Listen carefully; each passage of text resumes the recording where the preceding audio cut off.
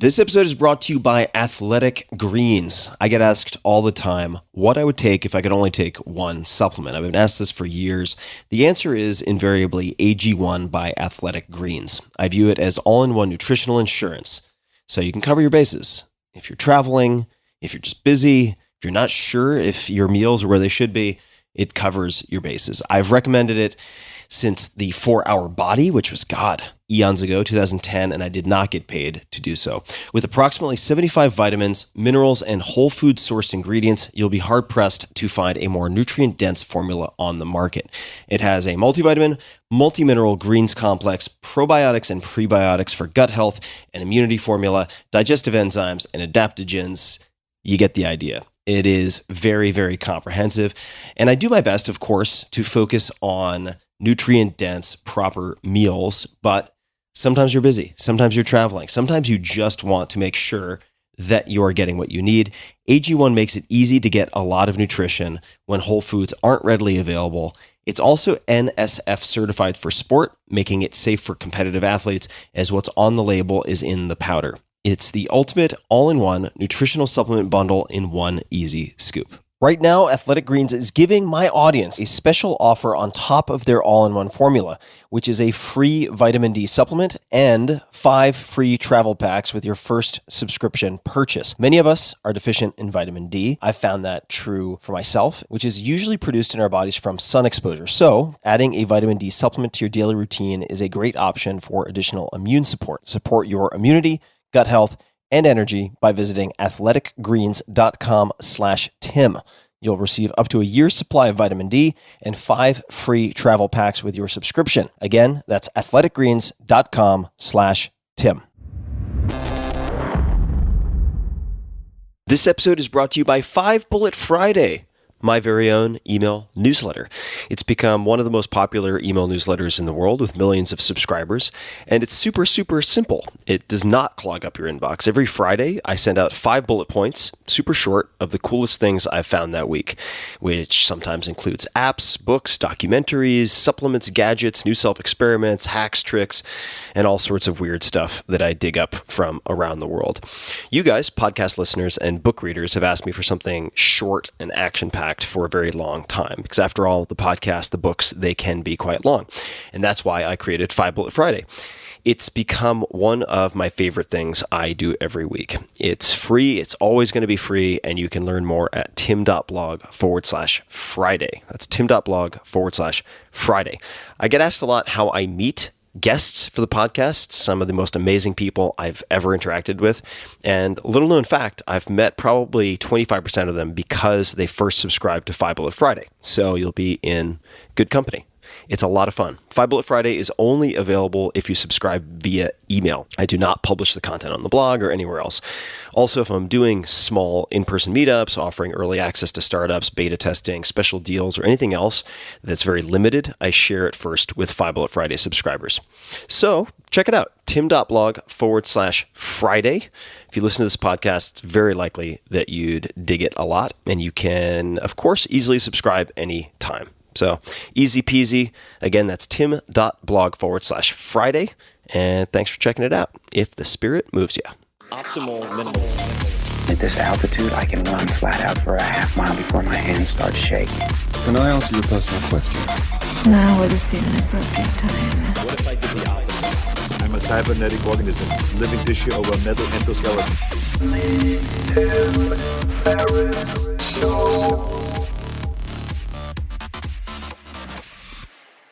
Hello, boys and girls. This is Tim Ferriss, and welcome to another episode of The Tim Ferriss Show. I'm so excited because I'm about to share with you an interview that I waited 20 plus years to do. Neil Gaiman.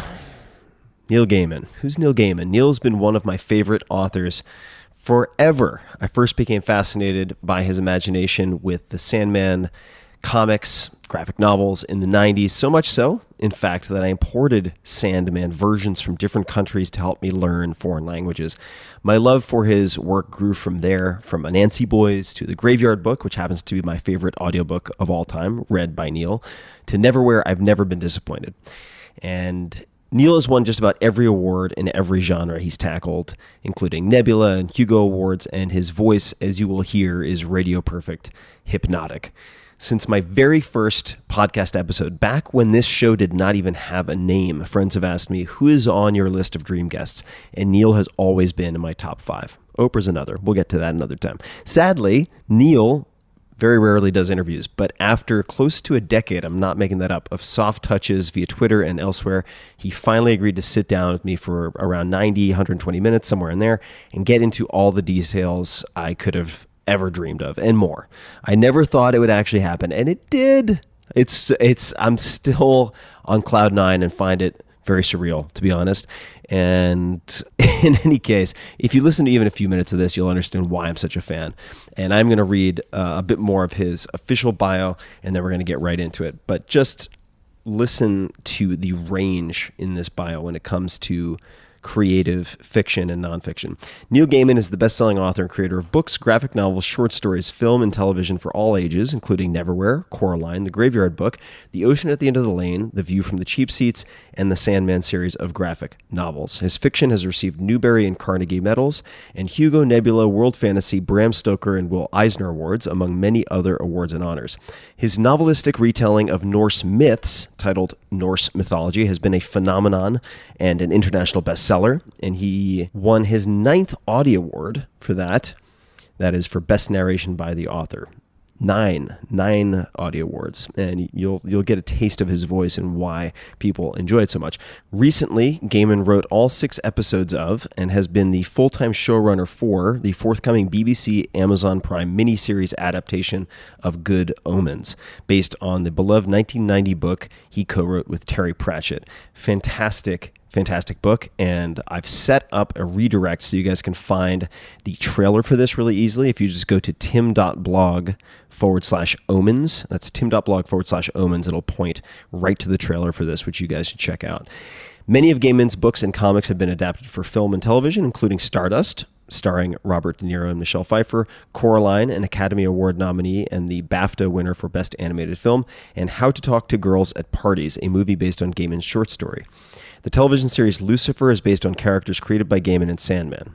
His 2001 novel, American Gods, is a critically acclaimed Emmy-nominated TV series now entering its 2nd season. In 2017, Neil Gaiman became a Goodwill Ambassador for UNHCR, the UN Refugee Agency. Originally from England, he lives in the United States, where he is professor in the arts at Bard College. You can find him on Twitter and Instagram at Neil himself, Facebook /Neil Gaiman, and at neilgaiman.com. And without further ado, my apologies for the long intro, but it's very warranted in this case, given the excitement on my part. Here is Neil Gaiman. Neil, welcome to the show.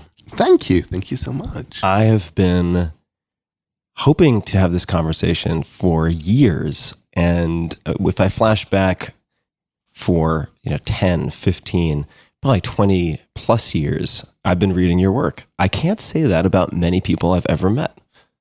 And I mean, you've been asking me incredibly politely if I could do the podcast or anything vaguely, sort of edging around it and giving me open invitations for a good decade now.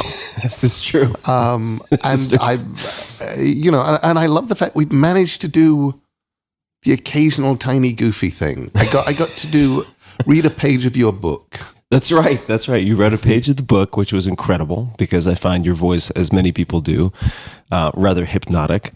And then we got to do a very short chapter in Tribe of Mentors, the last book. Yeah. Thank you very much for answering those questions. And it's just such a thrill to be able to spend time with you. I'm loving it. And I thought we could begin with the glorious beginnings. And maybe for those people who can't see this, I'll give some context. I have not just one recorder, but 2, 3, 4 different sets of audio. And that's in part because I was, or am, once bitten, twice shy when it comes to audio. And then you shared one of your early days stories. What happened? So, when I was 15, I really wanted to meet and talk to writers and artists I admired. And I couldn't figure out how you did this. I didn't know about conventions, if there were conventions back in 1975, 76.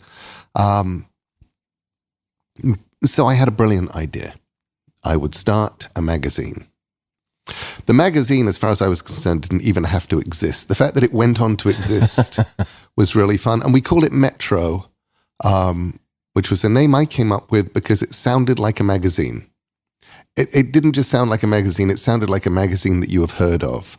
And I love the fact that over the years, Metro magazines around the world actually do exist now. But in 1975, they didn't. But I could phone up and say, "We're from Metro magazine," and people would go, "Oh, yeah." I've heard of you. And, our voices had broken. So over the phone, nobody knew that we were 15. And I remember interviewing Michael Moorcock, who was an author whose work I loved, with my friend Dave Dixon, who told me recently he just found the tape and is threatening to put it up as some kind of glorious podcast, which I really hope he does. 15-year-old Neil Gaiman and Dave Dixon interviewing Michael Moorcock. But the one that taught me my lesson was I think it was the second interview we did. Moorcock was the first. And it was Roger Dean. And Roger Dean is an artist and designer, most famous back then for the covers of Yes albums, this beautiful sort of calligraphy and these floating islands and things like that. And I got talking to some kid on the train who said, "Oh yeah, I know Roger Dean." And so we phoned up Roger Dean's publisher, which was basically Roger Dean. I think they were called Dragon's Dream, and said, like to interview Roger. Went down to Brighton. I remember the sheer amazement and joy of these paintings that were, as far as I was concerned, iconic religious emblems. They were, and I didn't like Yes very much. In fact, I didn't really like much of the music that he'd done covers to, but I had a copy of his book, Views, and just loved it. There was a painting he did of some badgers. There were just these things. It felt very Lord of the Rings. It felt very fantastical. And there were these amazing paintings covered in dust, propped up against walls. And we interviewed him. And at the end of the interview, I noticed that the tape wasn't going round. And got home, played it, and you can hear there's 30 seconds of us talking. There's 30 seconds of us talking in higher and higher pitched voices, faster and faster, like mad chipmunks, and then it stops. And that was the Roger Dean interview. And the great thing about that was when 7 years later, I really was a journalist. I really was going around interviewing people. I was interviewing people for magazines that existed and, had existed before we decided to do the interviews and things. I always carried spare batteries. I always carried spare tapes. If I could, at the point where I could afford to, I even carried a spare micro cassette recorder just in case. Just in case. 2 is 1 and 1 is none, as they say sometimes. And so the gods gifted you with a malfunction early. Exactly. One good malfunction and you learn your lesson. It is that pain thing. And we were chatting before we sat down to record, as I was gathering copious beverages, water and tea and so on for us. I'm using the royal us, I suppose, mostly for me. And I got water too. And we were talking about this location downtown where we're sitting. And I've decided in the last few years to use locations outside of my home for a lot of what I do, because I found it, that is, it being sitting at my kitchen table doing a lot to sometimes produce a malaise. This odd association or lack of dissociation between work and home. And I had read at one point that Maya Angelou, and I hope I'm getting that pronunciation right, would rent hotel rooms to work on a lot of her writing. And then you brought up another name.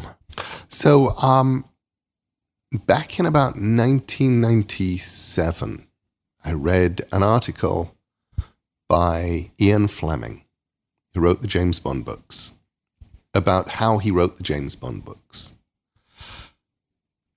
And you read this article and you realize something, which is Ian Fleming did not enjoy the process of writing. I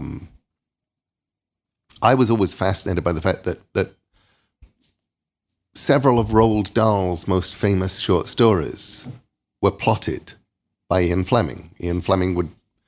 Really? He gave Dahl... I had no idea.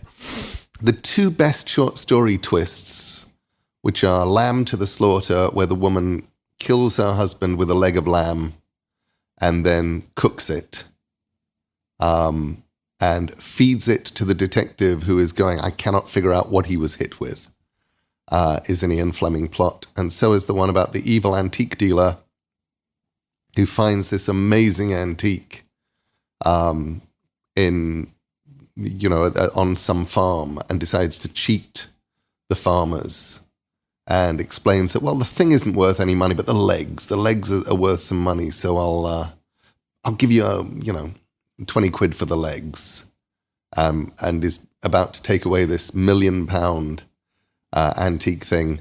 And the farmers helpfully rip off the legs for him and throw the rest of it away. They make this easier for you. And those plots were both Ian Fleming's. And you start realizing, you really don't like writing when you read his thing on how he wrote the James Bond books. You write a James Bond book in 2 weeks. You check into a hotel. You have to check into a hotel somewhere that you don't want to be. Otherwise, you might go out and walk around and become a tourist. You have to check into a not terribly nice hotel room. Otherwise, you might luxuriate and enjoy it. And instead, what you want to be is focused on getting out. And then you, having nothing else to do in this town, in this place, you settle down and you write like a fiend. And you get your James Bond book written in 2 weeks and you leave this horrible hotel room. And that was how he did it. And I have tried it a couple of times. I did it with the American draft of Neverwhere. That was the first one I ever tried.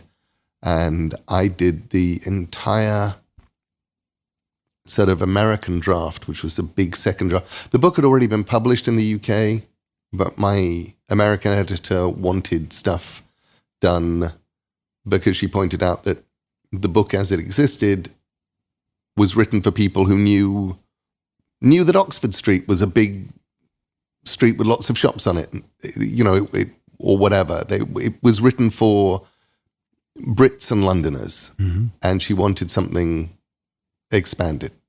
So I expanded it. And I was in a room with, as far as I remember, no windows in I think it was a Marriott in the World Trade Center. And which is no longer there. But writing in that hotel room, you just wanted to be out. It seems to me, and you can't believe everything you read on the internet, so I want you to certainly fact check me as needed, but that you also have or have had some internal rules. So you can use your external environment to assist, but I read that, and again, feel free to correct, but making rules, the importance of making rules like you can sit here and write, or you can sit here and do nothing, but you can't sit here and do anything else. That was always, and still is, when I go off to write. That's my biggest rule. Could you speak to that? Yeah, because I would go down to my lovely little gazebo at the bottom of the garden, sit down, and I'm absolutely allowed not to do anything. I'm allowed to sit at my desk. I'm allowed to stare out at the world. I'm allowed to do anything I like, as long as it isn't anything. Not allowed to do a crossword, not allowed to read a book, not allowed to phone a friend, not allowed to, make a clay model of something. All I'm allowed to do is absolutely nothing or write. And what I love about that is I'm giving myself permission to write or not write. But writing is actually more interesting than doing nothing after a while. You sort of sit there and you've been staring out the window now for 5 minutes and it kind of loses its charm. You're going, well, actually, might as well write something. And it's hard. As a writer, I'm more easily, I'm distractible. I have a 3-year-old son. He is the epitome of cuteness and charm. It's more fun playing with him than it is writing, which means if I'm going to be writing, I need to do it somewhere where I don't have a 3-year-old son singing to me, asking me to read to him, demanding my attention. And I think it's a really just a solid rule for writers. It's like, yeah, you don't have to write. You have permission to not write. That you don't have permission to do anything else. It reminds me of another one of my favorite writers, you being the one who's sitting in front of me, John McPhee, nonfiction writer who has spent much of his life in Princeton, New Jersey, but has written some incredible Pulitzer Prize-winning nonfiction. And I was lucky enough to take a class with him 1,000 years ago. And his rule was very similar, although he didn't state it explicitly. He would sit in front of his first, as a young man, typewriter. And he could sit in front of the blank page, and from 8 a.m. to 6 p.m., with the exception of a break for lunch and swimming, it was the blank page or writing. Yeah. It was disallowed from doing anything else. Are there any other rules or practices that you also hold sacred or important for your writing process? Some of them are just things for me. For example, most of the time, not always, I will do my first draft in fountain pen. Because I actually enjoy the process of writing with the fountain pen. I like filling a fountain pen. I like uncapping it. I like the weight of it in my hand. I like that thing. So I'll have a notebook. I'll have a fountain pen, and I'll write. If I'm doing anything long, if I'm working on a novel, for example, I will always have 2 fountain pens on the go, at least, with 2 different colored inks, at least. Because that way I can see at a glance how much work I did that day. I can just look down and go, look at that, 5 pages in brown. I wrote that. Half a page in black. That was not a good day. 9 pages in blue. Cool, what a great day. And you can just sort of get a sense of, okay, are you working? Are you making forward progress? What's actually happening? And I also love that because it emphasizes for me that nobody is ever meant to read your first draft. Your first draft can go way off the rails. Your first draft can absolutely go up in flames. You can change the age, gender, number of a character. You can bring somebody dead back to life. Nobody ever needs to know. Anything that happens in your first draft is you telling the story to yourself. And then I'll sit down and type. And I'll put it onto a computer. And as far as I'm concerned, the second draft is where I try and make it look like I knew what I was doing all along. Do you edit then as you're looking or translating from the first draft on the page to the computer, or do you get it all down as is in the computer and then edit on the computer? No, I definitely, that's my editing process. I figure that's my second draft, is typing it into the computer. And also, I love... so backing up a bit here. When I was... What was I? 27, 28? In the days when we were still in typewriters, and there were just a handful of people with word processors, which were clunky things with disks which didn't hold very much and stuff, I edited an anthology. And enjoyed editing my anthology. And most of the stories that came in were about 3,000 words long. Move forward in time, not much. 5, 6, 7 years. Mid-90s. Everybody is now on computer. And I edited another short story anthology. And the stories that were coming in tended to be somewhere between 6,000 and 9,000 words long. And they didn't really have much more story than the 3,000 word ones. And I realized that what was happening is it's a sort of a computery thing. Is if you're typing, putting stuff down is work. If you've got a computer, adding stuff is not work. Choosing is work. So it sort of expands a bit like a gas. If you have two things you could say, you say both of them. If the stuff you want to add, you add it. And I thought, okay, I have to not do that because otherwise my stuff is going to balloon and it will become gaseous and thin. So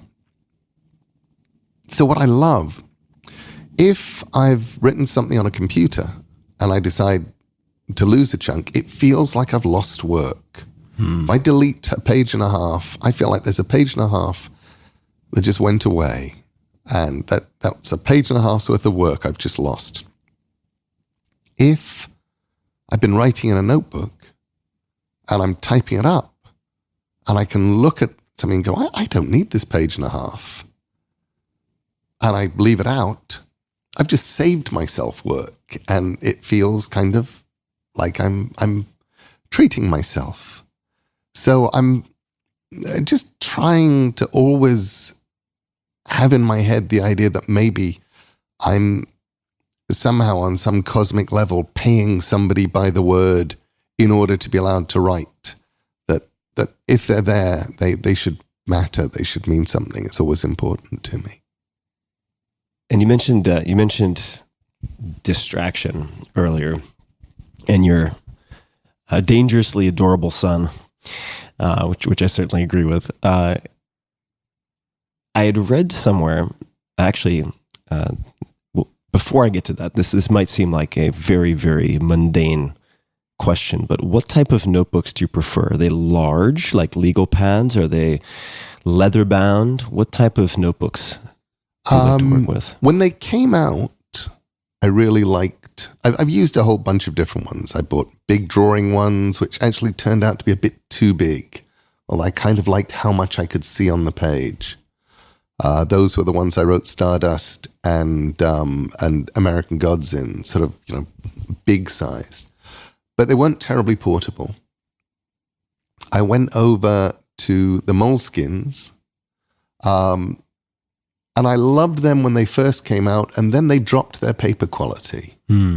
And dropping paper quality doesn't matter unless you're writing in fountain pen, because all of a sudden it's bleeding through, and all of a sudden you're writing on one page, leaving a page blank because it's bled through, and writing on the next page. And Joe Hill, about 6 or 7 years ago, Joe Hill, the wonderful horror fantasy writer,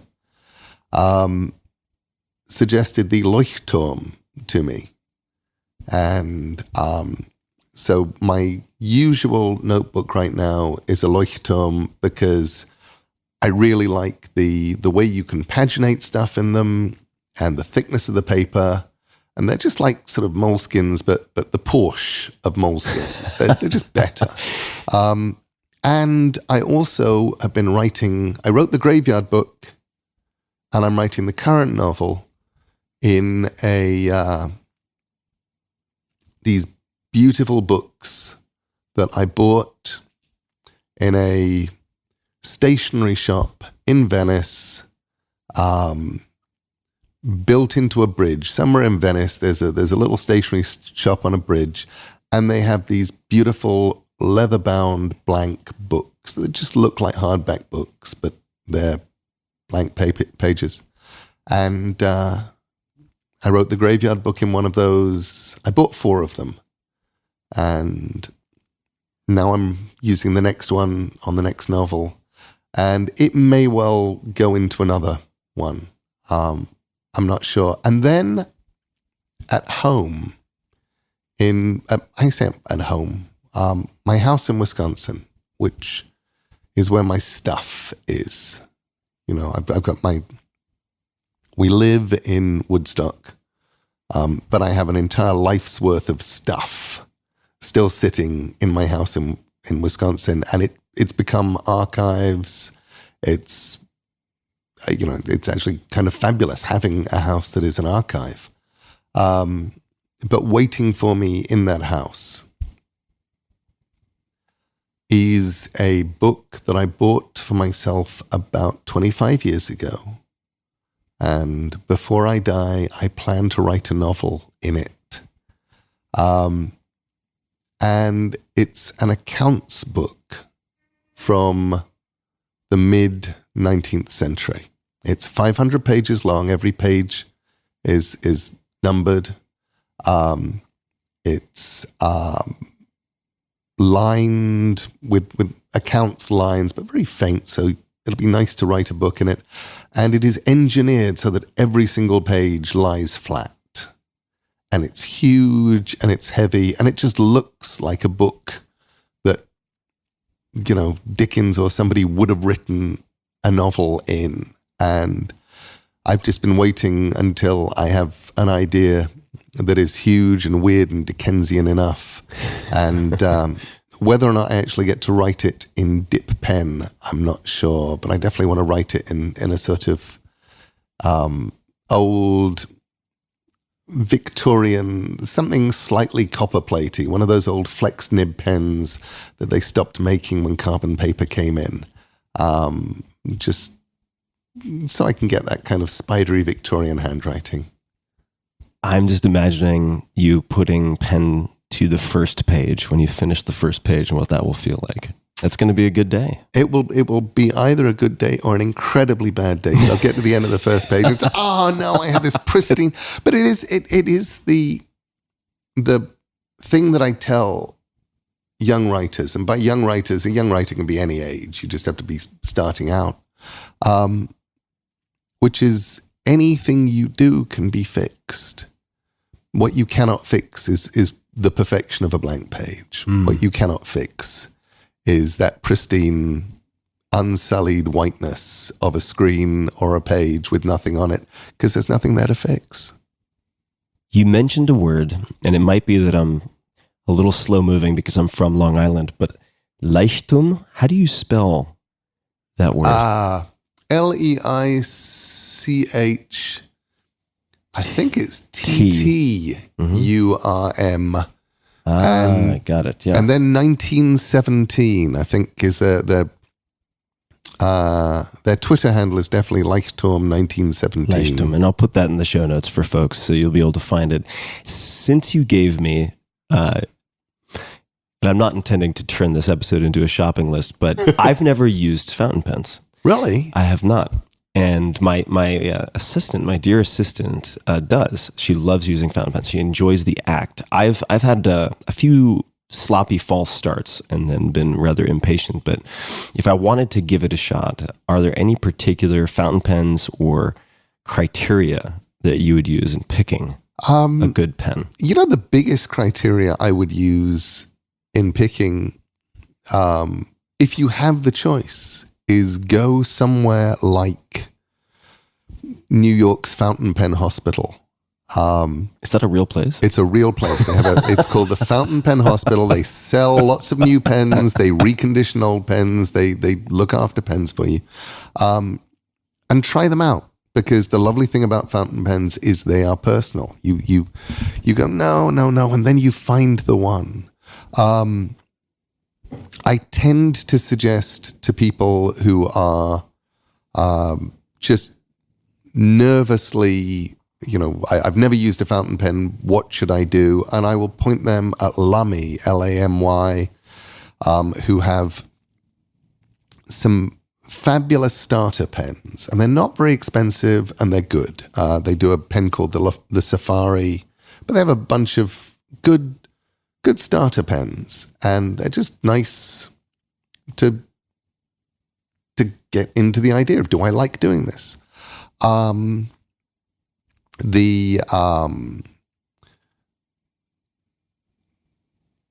see, what am I using right now? What have I got in here? I've got, this one here is a Pilot. It's a Namiki, and it's a flexi nib, ever so slightly. When you put down weight on it, the nib will spread. It's a beautiful, beautiful pen. That one's a Pilot. I think this one here is the Namiki. And it's really weird because Namiki is Pilot, so I don't quite understand that. Maybe it's a sort of Toyota Lexus thing? I think it is. It's that kind of thing.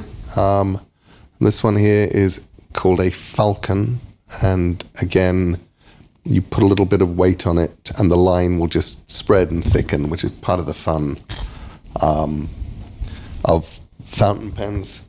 And I will just, I'll go and play. There's a lovely Italian one. I got my agent. I did a thing some years ago when I realized that I was losing a lot of actual writing time to signing foreign contracts. And this is for books. This is for books. Or occasionally, for stories or for things being reprinted around the world. And the contracts would come in. And there would be big sheaves of them because I get printed all around the world. And foreign contracts, a lot of them, you have to sign a lot. You have to do a lot of initialing. And I would sit there going, I have just spent 90 minutes signing a pile of contracts, and I love that I got to sign it. But so I contacted my agent. I said, can I give you power of attorney? Would you mind can you just sign these things for me? And she's like, absolutely. Great. So I got her, she'd never used a fountain pen, and I got her a fountain pen. I actually went to the New York Fountain Pen Hospital with her and did the thing of showing her pens and going, what do you like? And then, and I got her a Visconti, which is just these lovely Italian pens. And mostly I love the sort of the slightly fetishistic bit of having bottles of beautifully colored ink. When you start talking to fountain pen people, they really pretend to be interested in what pen you like, but they don't care because they found their own pens that they love. And they say, what do you use? And I use Pilot 823s for signing. And I actually now, I bought a Pilot 823 because it's just a fantastic signing pen. It's a workhorse. It keeps going. And I got one in 2012. And it was my signing pen. I signed through Ocean at the End of the Lane. Before the book had come out, I had already pre-signed, written my signature 20,000 times with this pen. And I have seen footage of you icing your hand after such signings. That was the signing tour that I really got into, icing my hand and wrist and arm. I did the numbers, and as far as I can tell, I have signed about 1.5 million signatures with that pen, which remained, and I had to send it off to Pilot at one point, not because the nib was in trouble, but because the plunger mechanism was starting to stick, and they fixed it for me and sent it back. And then my 3-year-old son found a place behind a cast iron fireplace in our house in Woodstock, where if you just insert your father's Pilot 823 pen, which you have found on the table, just to see if it would go in there, you can actually guarantee that nobody, without disassembling the house, I mean, we actually have to take the entire house apart to uninstall a cast iron fireplace from 1913 to get at the pen. So I've got, that pen now has been given as a sacrifice to the house gods, and I need to get a new one.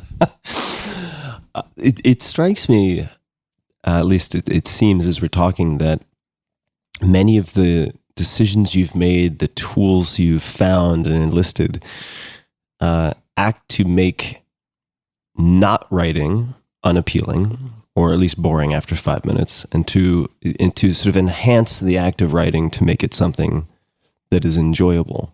I don't know if that's true. That is true, but they also exist for another reason, which is kind of weird, which is to try and trivialize what I'm doing and not make it important and freighted down with weight, because that paralyzes me.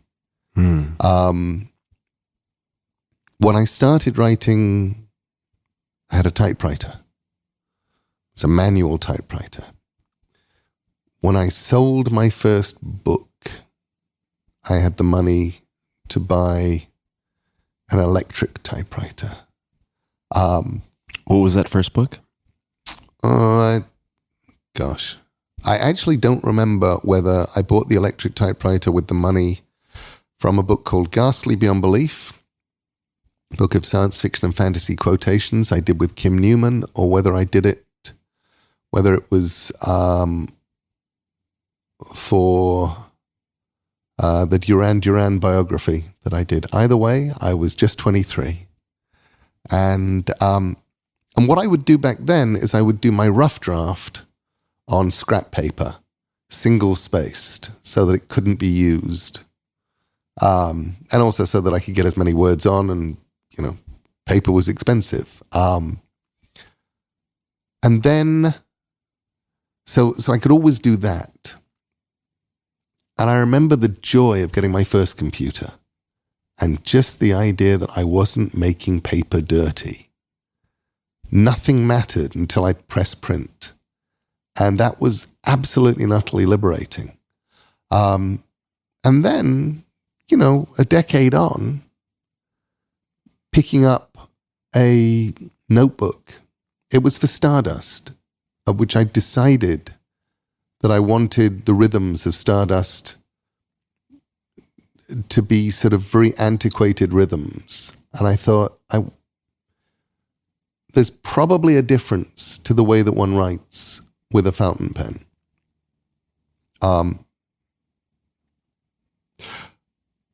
17th century writing, 17th, 18th century writing, you notice tends to go in very, very long sentences and long paragraphs. And my theory about this is that one reason why you get this is because you're using dip pens, and if you pause, they dry up. So you just have to kind of keep going. It forces you to do a kind of writing where you're going for a very long sentence, and you're going to go for a long paragraph, and you're going to keep moving in this thing, and you're sort of thinking ahead. If you're writing on a computer, you'll think of the sort of thing that you mean and write that down, and then look at it and then fiddle with it and get it to be the thing that you mean. If you're writing in fountain pen, if you do that, you just wind up with a page covered with crossings out. So it's actually so much easier to just sort of think a little bit more. You slow up a bit, but you're thinking the sentence through to the end. And then you start writing. You write that, and then you pause, and then you write the next one. At least that was the way that I hypothesized I might be writing. And I wanted Stardust to feel like it had been written in the late 1920s. And I thought, well, to do that, I should probably get myself a fountain pen and a book, and that was how I started writing that. And again, what I loved was suddenly feeling liberated. It was like, I'm not actually making words are not going down in phosphor on a computer screen. This trivializing is, I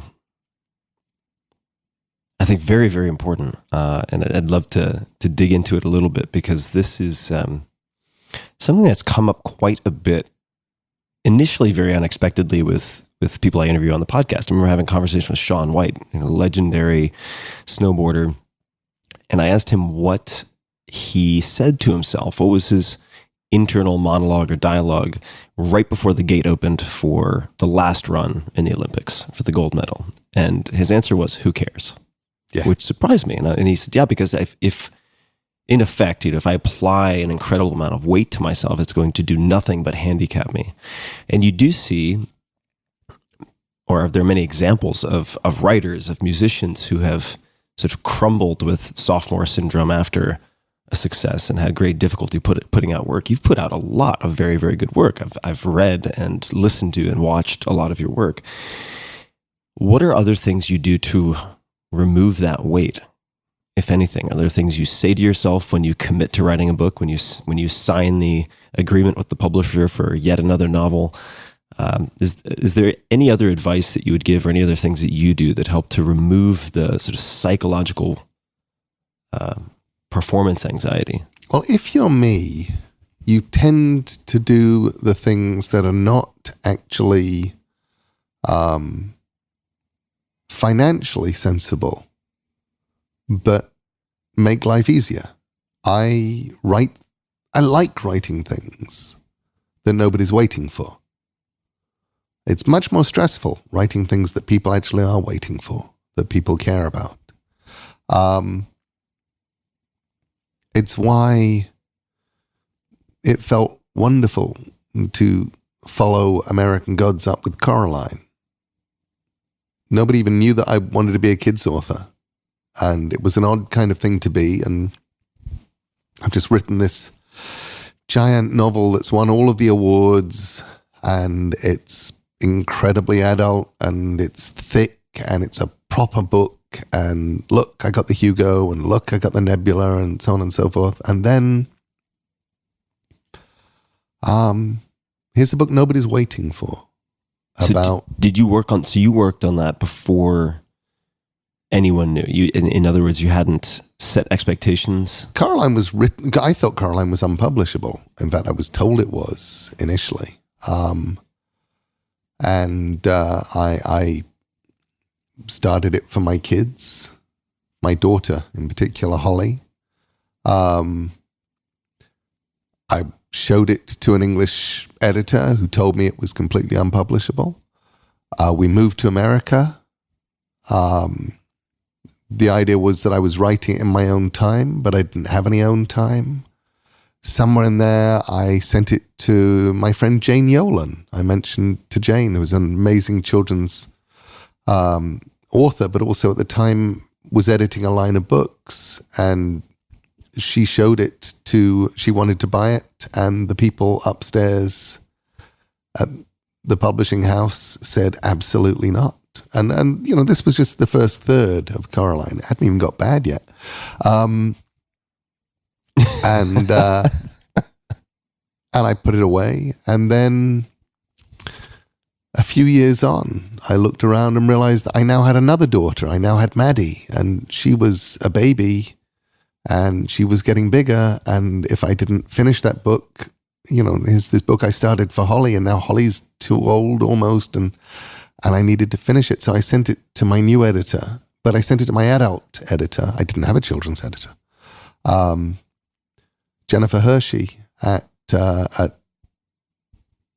to remember, were we at HarperCollins at the time, or was it still Avon? I think it was still Avon. It hadn't yet been. Avon got bought by HarperCollins, which is how I became a HarperCollins author. And she read it, and she called me up, and she said, "This is great. What happens next?" And I said, "Send me a contract, and we will both find out." So, bless her, she did. And so I went back to writing it because now it was actually something that actually had a delivery date attached. And I did not have the time to write it in. It wasn't like I had more time. And I remember what I did was I had a notebook by the side of my bed. And instead of reading 3 or 4 pages a night and then turning off the light and going to sleep, I would write maybe 50 words of Coraline, which doesn't seem much. Right before bed. Right before bed. So I wasn't reading before bed, I was just writing before bed. But I'd go to bed and I would reread what I'd written on Coraline, and I would do, 5 or 6 lines of Coraline. But if you do it that way, you've written a page a week. And so it kept moving forward.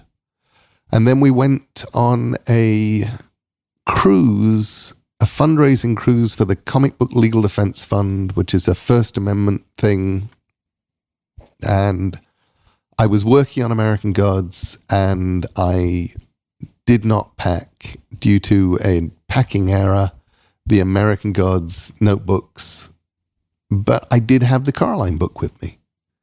So on that cruise, I got to write quite a bit more Coraline. And then a couple of months later, I was starting to despair of ever finishing American Gods because I'd been writing it by that point for at least 18 months and figured that I had about a year to go, and just said, fuck it, and wrote Coraline and just finished it and sent it off to my publisher. And it's like, here is a book, you can publish this. And they're like, that's great, but we'll wait for American Gods.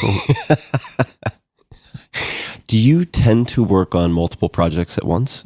I used to. I used to be really good at working on multiple projects at once. I think I have to start.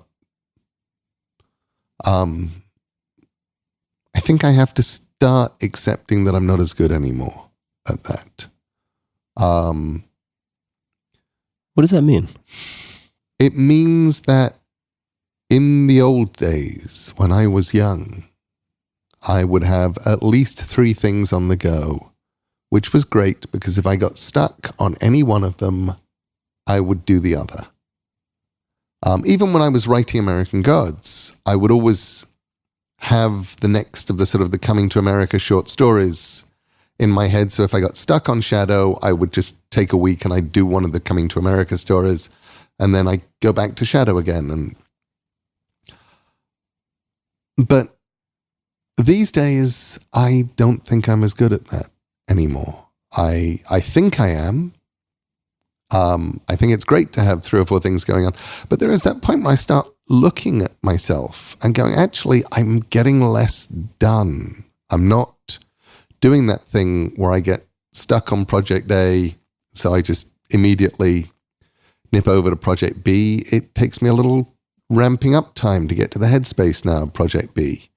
And at the point where I have projects A, B, C, and D all waiting for me, what I do is look at them, make a noise like Lurch from the Addams Family, one of those oh kind of noises. And I go off and make a cup of tea and play with Ash or something. So I think actually it's one of those things where you just know thyself. I think I now have to start going, no, just one thing at a time. Which also means I'm going to have to say no to more introductions and things. Yeah. And I love doing introductions. Introductions, you mean writing introductions? Writing introductions to other people's work, writing introductions and essays and things where you go, here is a thing I love. I can get it to the world. I can tell people why I love this thing, and maybe they'll discover it. And every now and then,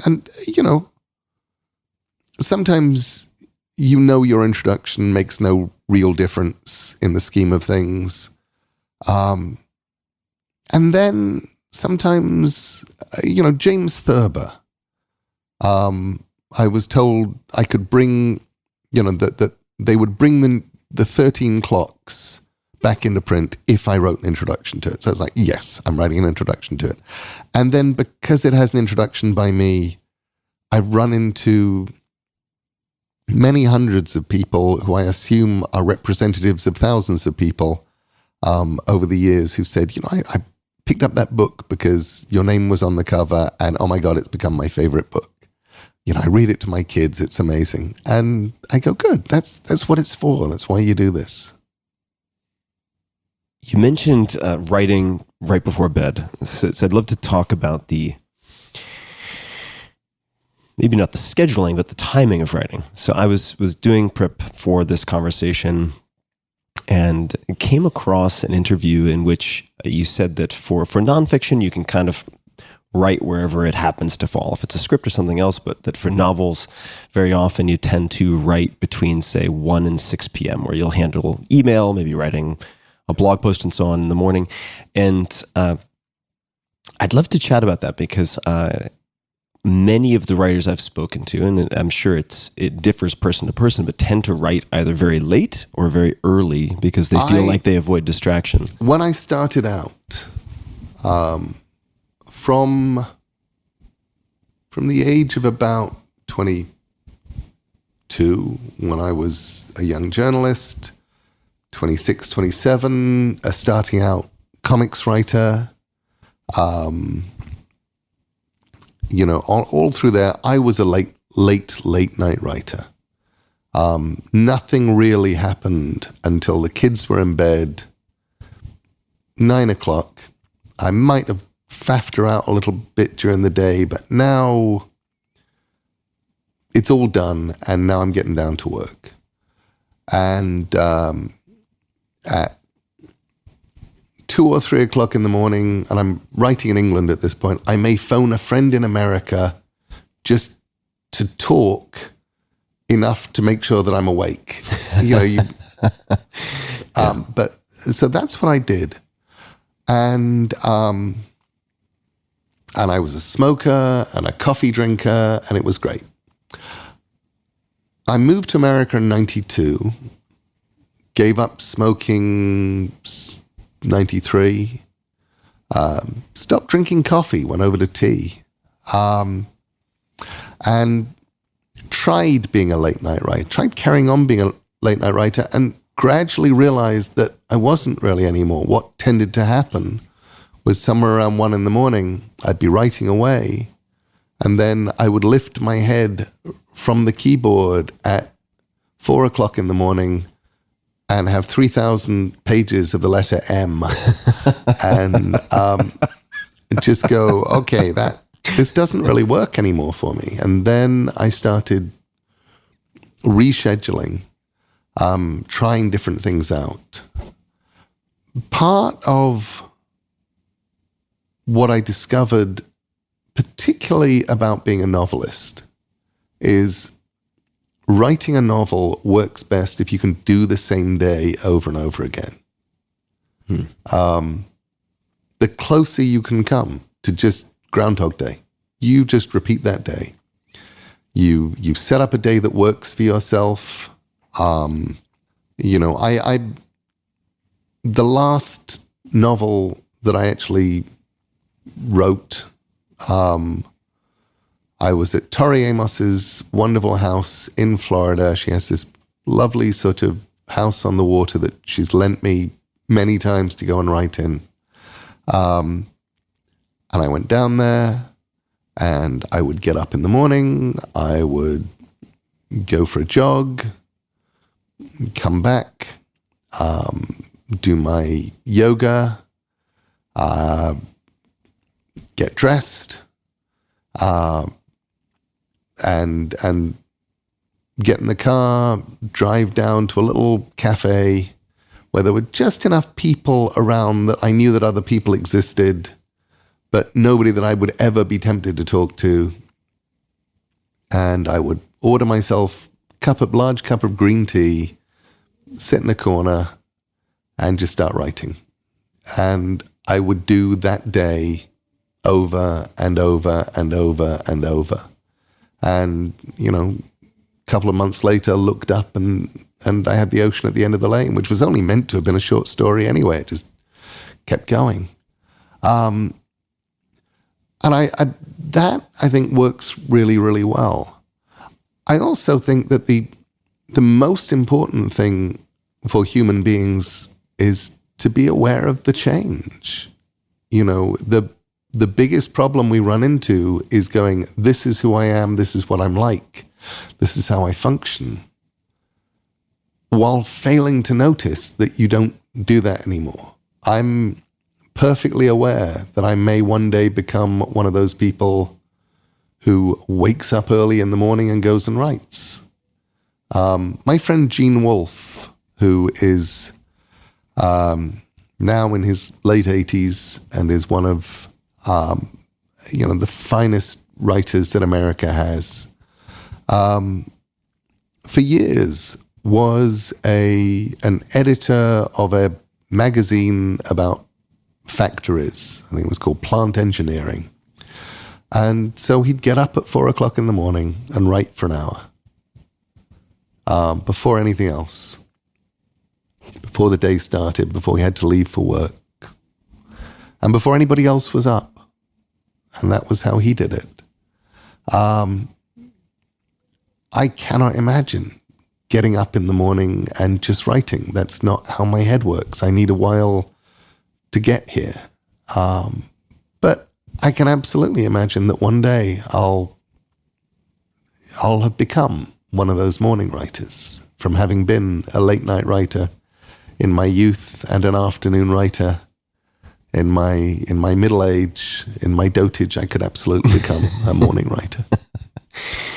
In your dotage, I think that's going to take a while. I do want to ask you a question related to a name that came up a little earlier, and that is, and this, of course, I think I'm getting right because it comes from a reliable source, which is your blog. And my blog is a pretty reliable source. I think it's very reliable. And for those who know your work outside of the blog, I'd really encourage to read some of your work on the blog. There's some really touching personal work. One in particular about your gorgeous white dog, whose name I'm currently just such a beautiful piece. In fact, I owe you thanks for, because it led in part. There are many factors, but to me getting my first dog as an adult, Molly, which I put off for decades. So thank you for that. But this question, beautiful piece, is related to Holly. So, and I'm going to use this as a very sneaky way to ask you a question that you probably dislike being asked. And it involves 57-year-olds. So my understanding is you were convinced to speak to your daughter's class about where ideas come from.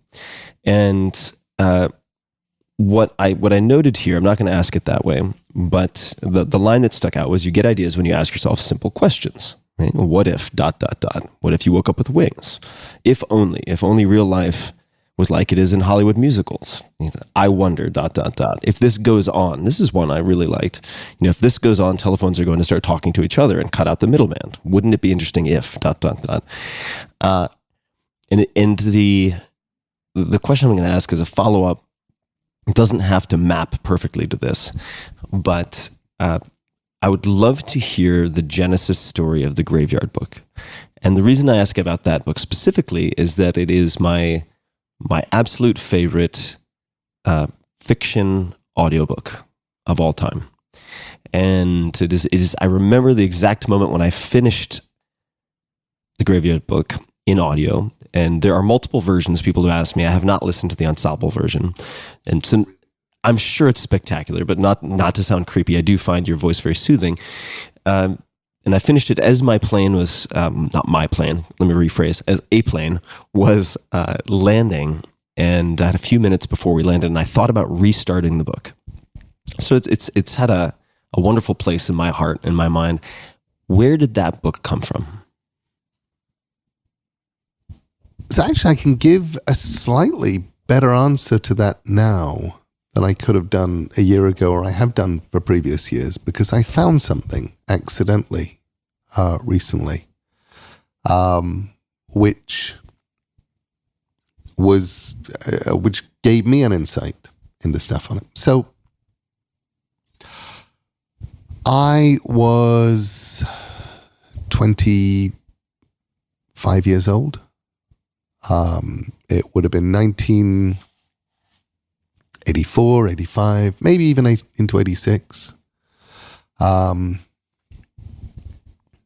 I was living in Sussex, in a little town, in a very tall house. My dad owned the house. Actually, what he owned was a shop underneath, but the house sort of came with it. And because little old English towns go back for a long time, the house was at least 300 years old. And it was across a little lane from a country graveyard. And the house was incredibly tall and incredibly thin. You get a couple of rooms and then you get stairs. And I had a son who at that point was 2 years old.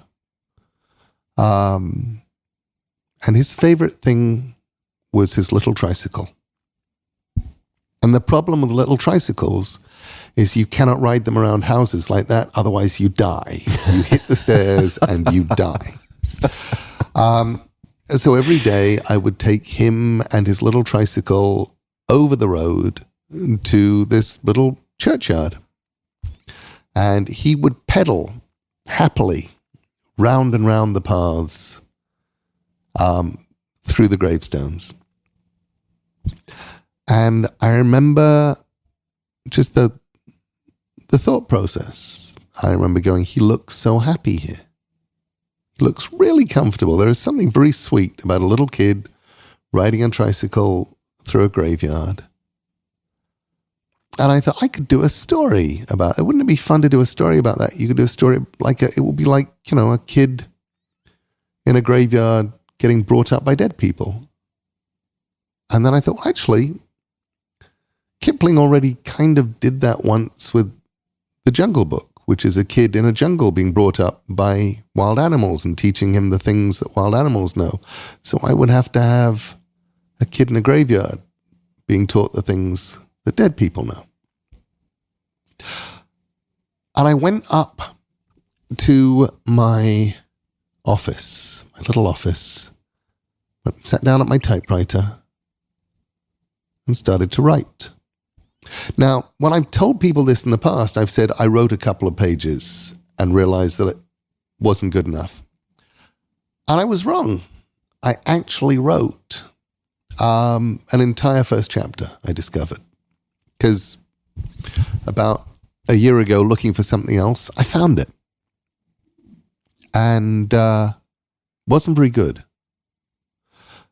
What was fascinating and delightful about it was the portrait of the kid, which was very obviously actually looking back on it, quite good pen portrait of my son Mike, who is now that you did. I'm describing the baby, and I only knew one, so it's Mike, and that was really interesting. But story doesn't work, and I think I forget. I think I've got a there's a demon in it. I don't have who I think is the person who winds up being the person who kind of accepts him into the graveyard. Nothing's quite right, but there's a central idea there. But I remember writing that and just going, okay, this is a better idea than I am a writer. So I need to put this off. And about a decade later, I came back, tried it again. And this time, at least according to memory, it was only a couple of pages. And again, I went, oh, no, still not good enough for this. May I pause for 1 second? Yeah. You must have ideas for potential stories all the time. Yeah, but this was different. This was one where I knew it had legs. and I knew it was real, and I knew it was good. And in fact, it was interesting. There was a point where I thought I wasn't going to do it. And I kind of gave the idea to Terry Pratchett. We'd had our photos taken in a graveyard, and we were talking about graveyards and kids. And I said, well, there's this book that I was going to write, and this is what I was going to do in it. And what is lovely is Terry didn't do any of that exactly, but he wrote a book called Johnny and the Dead, which was sort of taking some of the stuff, but it wasn't close enough that I couldn't then still do my story. But what was great is I knew that this was still important, and I still wanted to tell the story, and over the years I would just let it accumulate. And finally, in about 2003, I finished writing, I think it was a Nancy Boys.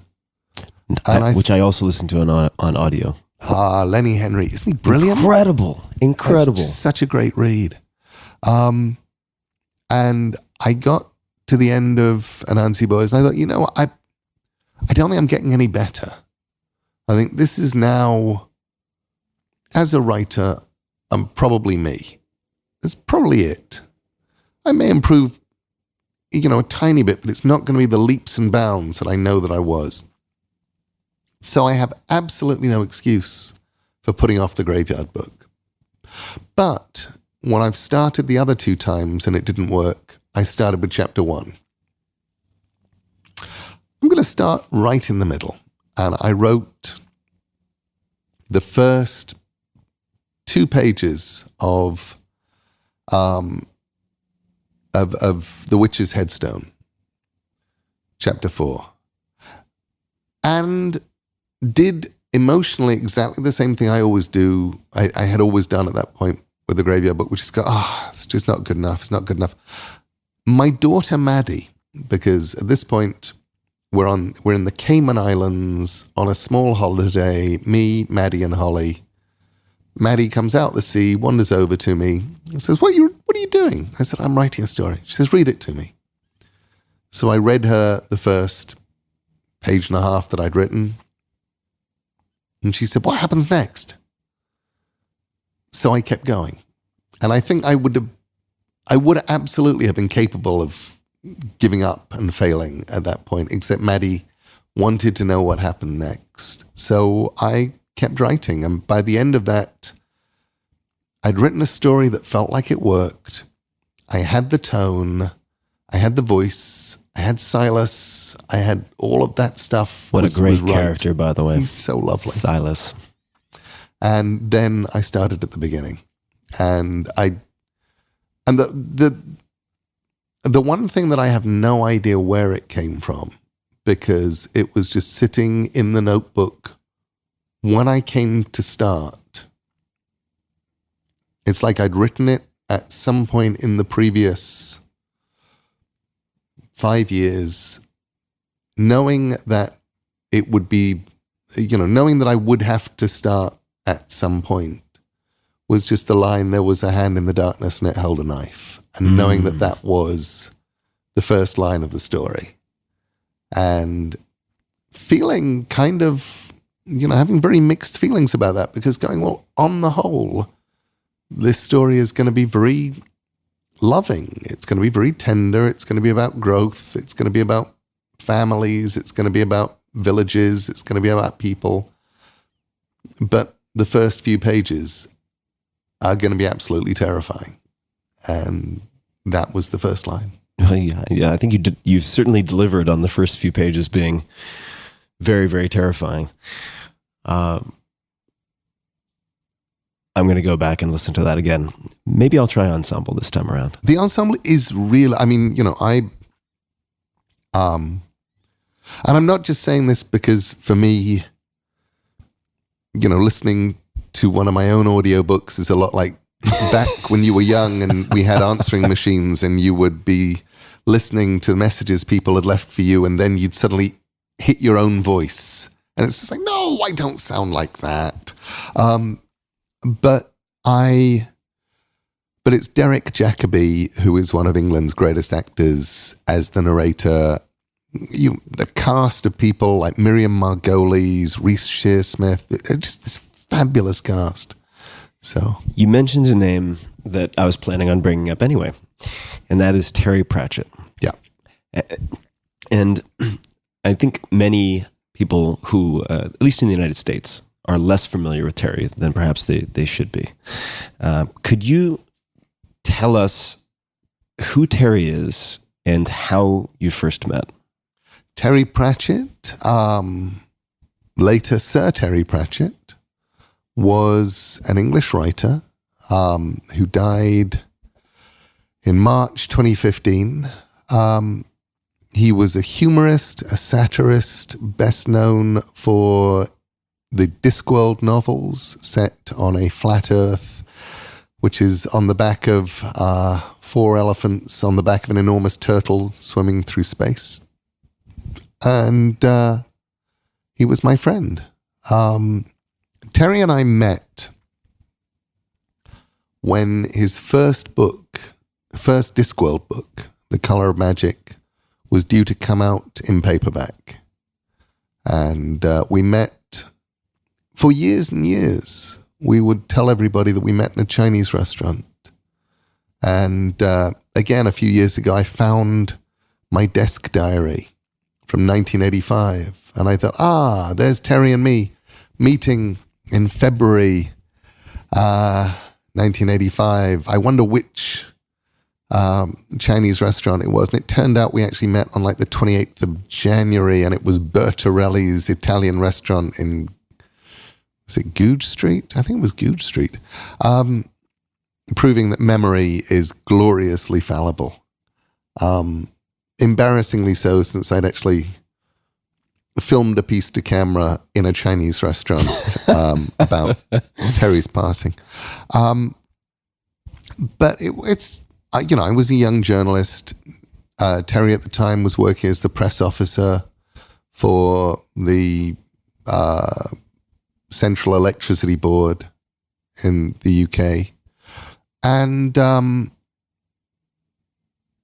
we hit it off in a way that's just that sort of thing where you go, you have the same kind of mind that I have. Not exactly, but the Venn diagram of overlap is... It was the point where we got onto the subject of grimoires, of occult books. And Terry mentioned that he had come up with one called the Necrotelecomnicon, the Book of the Telephone Numbers of the Dead. And I said, that's really weird. I've just come up with one called the Liber Fulvarum Paganarum, the Book of Yellow-Colored Pages. And it's going, we have the same kind of head that goes to the same kind of places. And we became friendlier. After a while, Terry would start sending me his books to read as he was writing them. A floppy disk would arrive, and it would have 30,000 words on it of a novel. Or my phone would ring, and Terry would say, "Hello, it's me. So, which is funnier?" And he'd just be writing, and he'd want somebody to talk to. So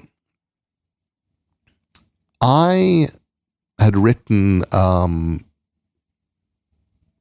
book called Don't Panic, The Hitchhiker's Guide to the Galaxy Companion, which was great. I got to work with Douglas Adams. I got to rummage through Douglas's filing cabinets and obscurity stuff. I'd written the whole book of who Douglas was and what Hitchhikers was.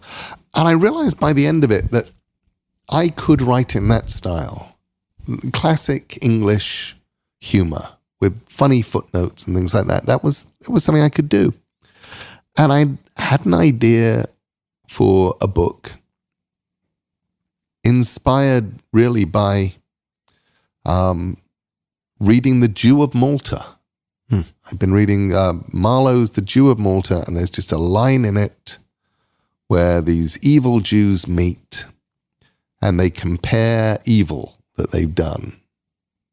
And I thought, you could do that scene with demons, and it would be really nice if you got demon number 1 who's done lots of evil, demon number 2 has done lots of evil, and demon number 3 who just hasn't really, And that was the start. So I wrote, and I had this idea about a baby swap, kind of like The Omen, but it all goes wrong and it becomes a nice kid. So I wrote 5,000 words of this thing, and I sent it to a few friends to look at, and then Sandman and Books of Magic took over my life and my time, and didn't really think about it. I knew that it was a thing, and I knew I'd get to it one day. And then I got a phone call from Terry.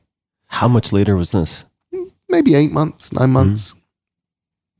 And he says, "Yeah, that thing you sent me, are you doing anything with it?" And I said, "Well, no, I'm doing Sandman. I'm doing Books of Magic." He said, "Well, I know what happens next. So either sell me the idea and what you've written so far, or we can write it together." Now, as far as I was concerned, that was a lot like Michelangelo ringing you up and saying, "Hey, do you want to paint a ceiling together this weekend?" You going, I loved Terry's craft. Terry became, somewhere in there, before the arrival of J.K. Rowling, the best-selling novelist in the UK. I mean, tens of millions of copies. Millions upon millions of copies. This was before that. This was, he just retired from the electricity board to become a full-time writer. I knew how good he was. And I'm like, this is a fabulous apprenticeship. So even though I didn't have the time, I said yes.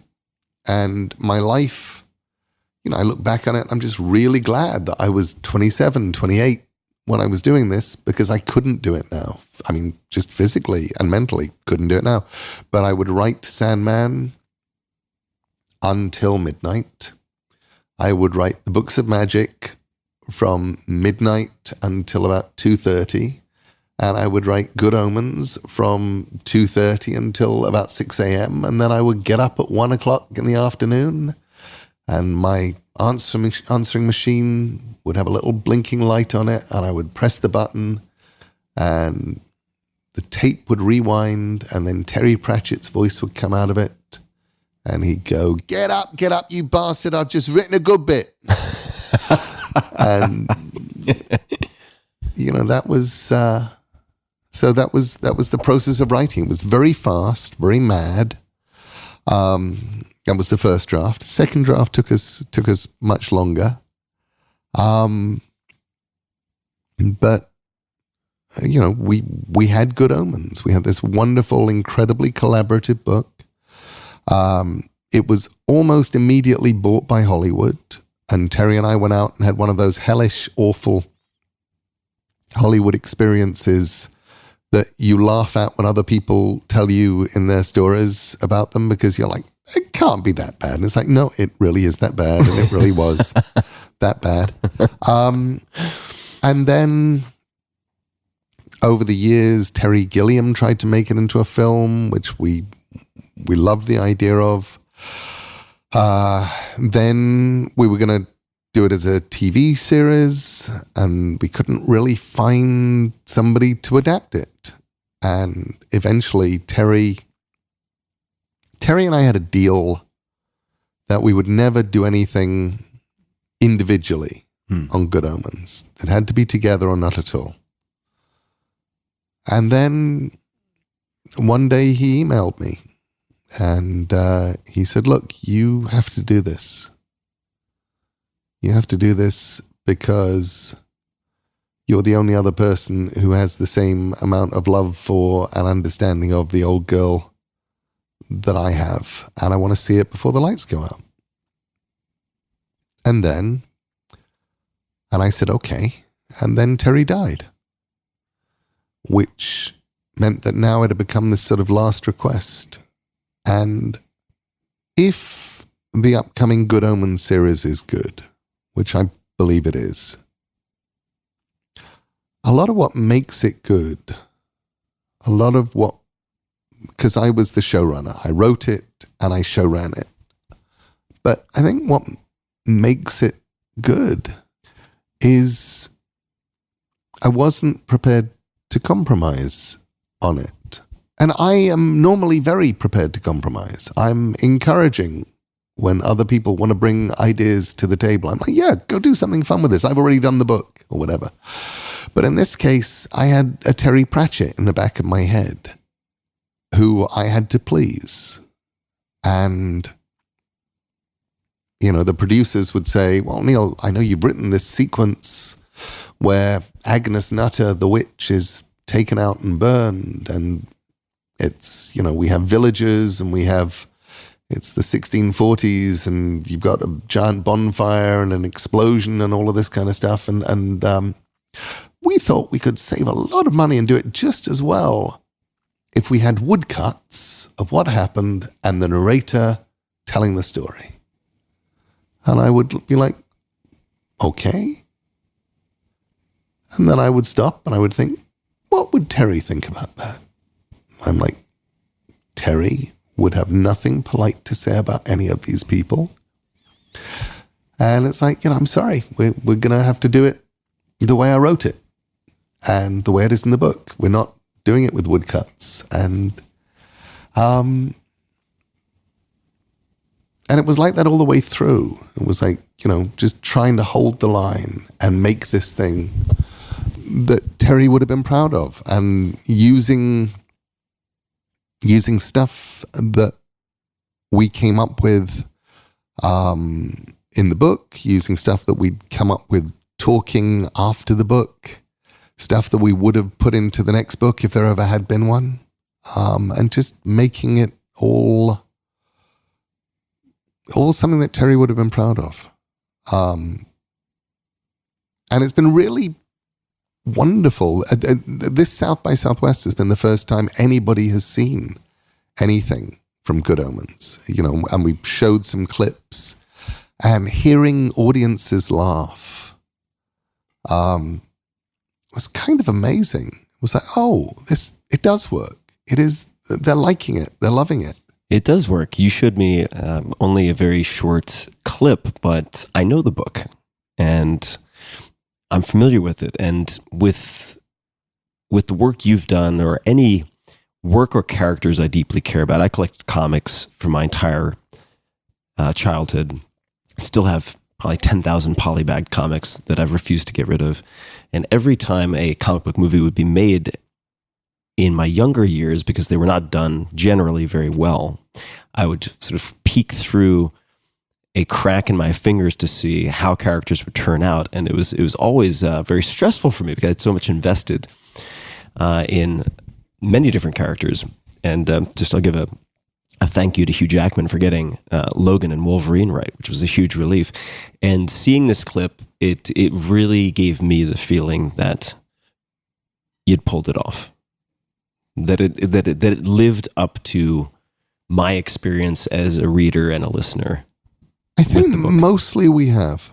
And I think that is, a lot of that is casting.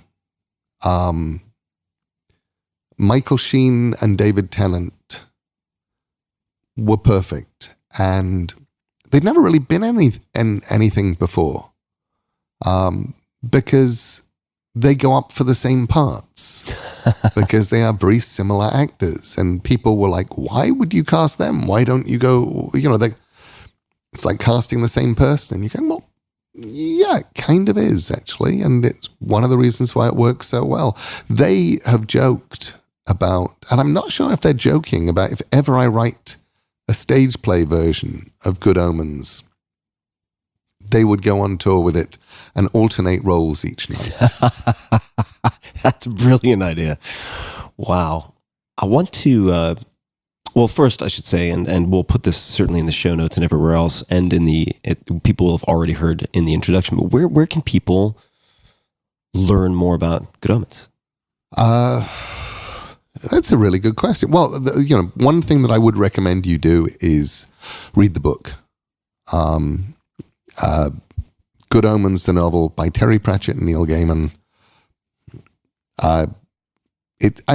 It won't spoil anything for you with the TV show. There's enough stuff in there that I put in for people who knew the book. There are Easter eggs in there where only somebody who's read the book will know that something is funny or know why something's happened. But there's also things that people who read the book will not be expecting. So that's the first thing. YouTube or any Amazon Prime ads have the ad for Good Omens up, the trailer. You can go and watch that. It's a lot talkier than the trailer. The trailer is a lot of it is things going bang, because that's what they like putting in trailers. If it were me, my trailer would have just been sort of like, 3 minutes of two characters talking. And it's like, here you go, here's the trailer. If you like this, you'll like the show. But I think very wisely, they put in, giant walls of fire and heaven and hell and hellhounds and all of the glorious stuff. You mentioned a word, apprenticeship. What are the types of things that you learned from Terry or picked up? The biggest thing, looking back on it, that I learned from Terry was a willingness to go forward without knowing what happens. You might know what happens next, but you don't know what happens after that. But it's okay, because you're a grown-up and you will figure it out. There's lots of metaphors for writing a novel. And George R.R. Martin, for example, divides writers into architects and gardeners. And I can be an architect if I have to, but I'd rather be a gardener. I would rather plant the seeds, water them, and figure out what I'm growing as they grow, and then prune it and trim it and, pleach it, whatever I need to do to make something beautiful that appears intentional. But at the end of the day, you have to allow for accidents and randomness and just what happens when things grow. So the joy of Good Omens really, the best thing about Good Omens was having Terry Pratchett as an audience. Because if I could make Terry laugh, I knew, that it's like hitting that bell in hitting the thing in the circus with the hammer. If you bing the bell at the top. And that's what I did when I could make Terry laugh. He is no longer with us. And I'd be curious to know how he faced mortality. Because I, for instance, have Alzheimer's on both sides of my family. So I've had the opportunity to observe people with Alzheimer's, which can be very, very difficult. How did he approach his own mortality? Terry made an astonishingly powerful. He faced it head on, and he made 2 or 3 incredibly powerful documentaries. One about Alzheimer's. The one that ripped me up emotionally was the one about assisted suicide. It was the one about the right to die, which Terry became a very firm believer in and made his film as a piece of polemic about should you be allowed to turn off? Should you be allowed to go, okay, this is the situation I'm in, and I'm in this body, and I'm done. And, he followed a man to Switzerland where he went through the end-of-life process. They turned off the cameras while he did. And it was incredibly moving. Terry, the last time I saw him, confided in me very proudly that he did have the death cocktail. And that it was hidden away, but that it was there for him when he was ready. And I knew at that moment he was never going to take it, because Terry had a kind of rear brain Alzheimer's.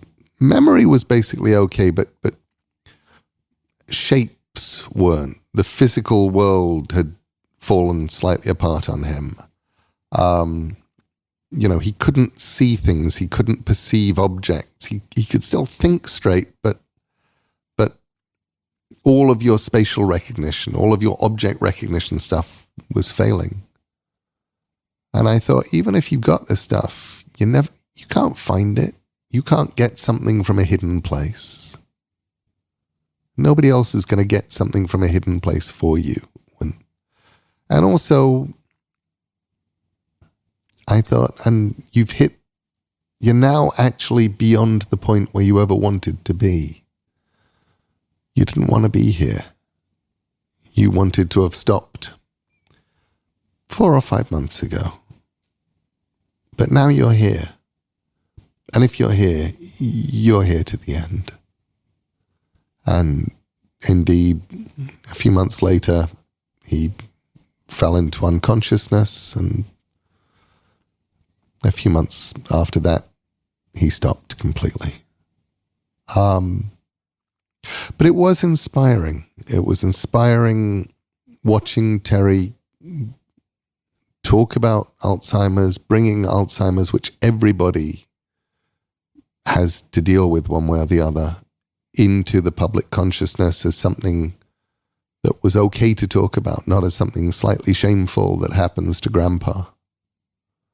And also just talk about the right to die. I'm talking about it as a human right. And it, I really, and I understand, or, you can list out to me all of the reasons why it's a bad idea. And look, here's a creepy family, and if they could kill Mum for the money, they would. And right now they've got her in a home, but, they would have killed her and announced that she wanted to do it herself, or whatever. I get all that. But also, I get that the right not to be alive, the right to end it all, the right to go, okay, I've come as far as I can in this, and it's okay to stop before I become something that is a shallow shadow of who I once was. That has to be a right too. How does it feel as such a close friend of his to be able to share this work that you created together, and to weird. have Really, really weird. The mostly it's wonderful, and then sometimes it isn't. And Saturday night, Amazon had taken over a 19,000 square foot lot, turned it into the Garden of Earthly Delights. It has a bookshop in a corner, and hairdressers, and a giant tree in the middle that serves alcohol. It has wings that if you stand in front of them and activate some kind of Instagram filter, or maybe it was a Snapchat filter, will make the wings start to flap. Just filled wonderfulness, and I'm there, and we have singing nuns, and then a Queen cover band come on, and I'm looking around, and there's John Hamm and David Tennant and Michael Sheen and all my guys from my lovely American Gods cast come over, and they're hanging out. I'm getting to it's like introducing two families, and I was kind of melancholy because, and I knew that I should just be enjoying it. I knew I should just be going, this is magical. This is the kind of fun, wonderful thing that you don't get very often in your life. And I should just be exulting in it. And instead, I'm just thinking, I wish Terry were here. He would have loved the nuns. He would have had a great time with the Queen cover band, and he would have been just, grumbling to me about tiny details and enjoying it. Or taking enormous pleasure in tiny details, and deciding which color wings he liked having best, or whatever. He would have loved it, and he's not around. And then, by the same token, I know Terry well enough to also know that the way that Terry was built and who Terry was, we probably would never have got to this point had Terry been alive. Because if you're doing something like making a big TV show or something this big, this complicated, where things can go wrong, sometimes when things are getting weird, or things are going wrong, or, the BBC are going a bit mad or whatever, the only thing you can do is just focus on the outcome and just keep going and keep a steady course and so on and so forth. And I knew Terry well enough and worked with Terry long enough to know that he was absolutely constitutionally incapable of doing that. At the point where things, any one of a dozen places where all we would have to have done is just keep on going, and, Terry would have been making the phone calls to the head of the BBC or the head of Amazon, or, telling Jeff Bezos exactly what he thought of him. Or it was just like, no, that's just the wrong thing to do right now. So there's also that sort of weirdness of going, had Terry been around, we probably would never have got here. And getting here was all about making this thing for Terry, which he also wasn't here for, which is why I'm saying, so a giant interwoven panoply of strange emotions, absolute joy in having made it for Terry, because nothing else would have stopped me writing novels for 3.5, 4 years. But that did. I think I have to imagine he'd be thrilled to see you in this amazing circus just before this piece of work is released to hopefully millions more people who will be impacted by the work. I think he would have loved so much of this, and also being Terry, he would have loved the fact that then people will come and pick up Good Omens, the book, and then they'll go and read Discworld books, and that will make Terry even happier. Neil, this has been so much fun. It can't be 90 minutes already. 90 minutes. That flew. It did. And I certainly hope it's not the last time we have a chance to have to do it again. Have a conversation. We only just got started. I would really love to. And I know we have, well, let me not state it that way. Many, many of my fans are your fans. And just as Terry shared his gifts with the world, you continue to share yours. And it has an impact. It helped me through some very tough times. It was able to transport me, delight me, shock me, scare me, and take me through a whole range of emotions I didn't at the time even know I had access to. So I want to thank you for making good art and sharing it with the world. You've done a great job. You are so ridiculously welcome. Thank you. And do you have any closing comments, thoughts, remarks, anything you'd like to say before we wrap up? No, not really. I genuinely enjoyed.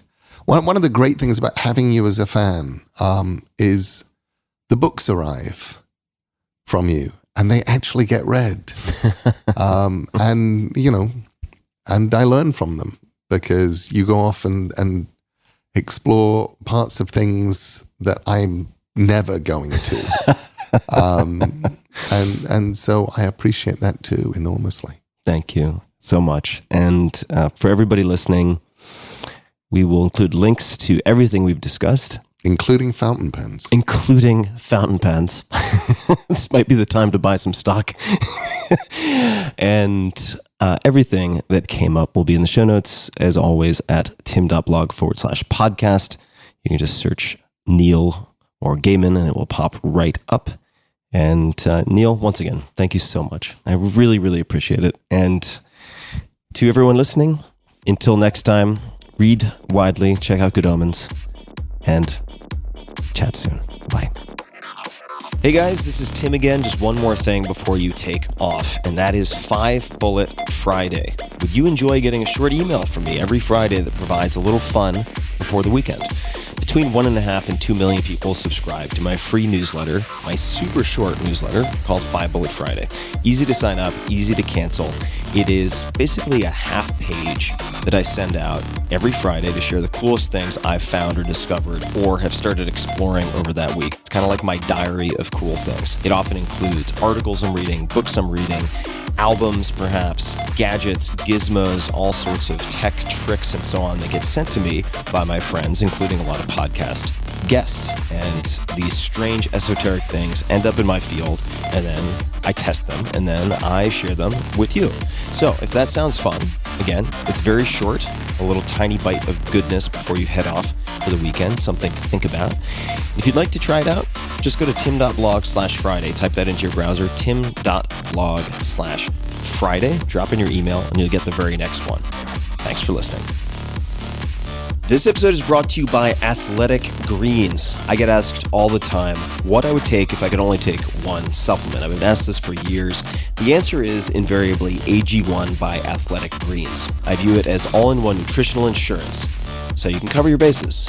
If you're traveling, if you're just busy, if you're not sure if your meals are where they should be, it covers your bases. I've recommended it since the 4-Hour Body, which was, eons ago, 2010, and I did not get paid to do so.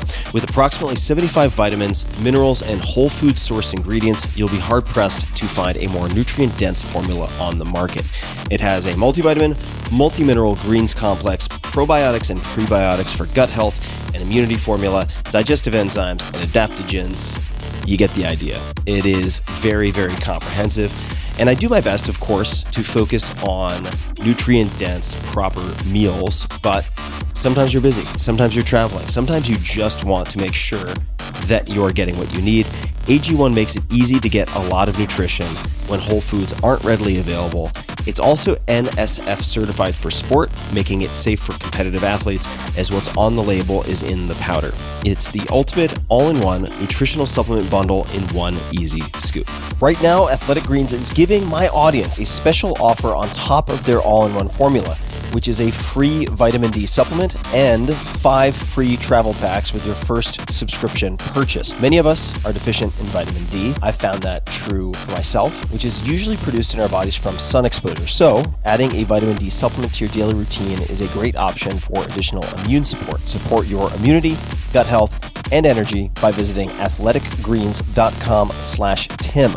You'll receive up to a year's supply of vitamin D and 5 free travel packs with your subscription. Again, that's athleticgreens.com/Tim.